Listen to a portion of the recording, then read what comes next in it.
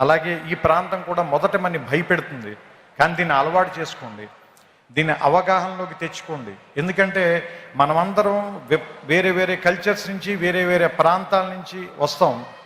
మనకందరికీ ఎలా ఉంటుందంటే మన భాష గొప్పది, మన మాటే గొప్పది, మన మాండలికమే గొప్పది, లేదంటే మన తిండే గొప్పది, మన అలవాట్లే గొప్పవి అనేటువంటి ఒక భావంలో మనం ఉంటాం. ఇక్కడికి వచ్చిన తర్వాత వేరే విషయాలను కూడా యాక్సెప్ట్ చేయటం అనేటువంటిది నేర్పటానికే ఈ ప్లేస్ ఉంది.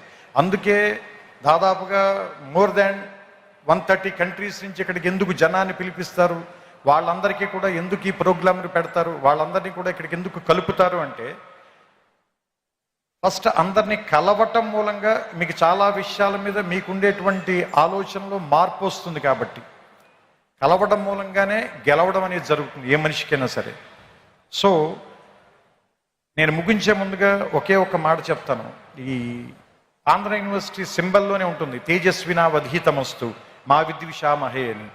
సో ఈ తేజస్సుతో కూడినటువంటి విద్య మీ ధీశక్తిని మరింతగా పెంచాలని, అసత్యం నుంచి సత్యం వైపుకి నేర్చుకోవటం మూలంగా మనం అందరం కూడా మృత్యువు నుంచి అమృతత్వం వైపుకి ప్రయాణం చేసేటువంటి ఒక అద్భుతమైనటువంటి మీ జీవితాల్లో ప్రయాణానికి ఈ విశ్వవిద్యాలయం అనేటువంటిది తొలి మెట్టు కావాలని, ఇక్కడ అడుగు పెట్టిన దగ్గర నుంచి మీ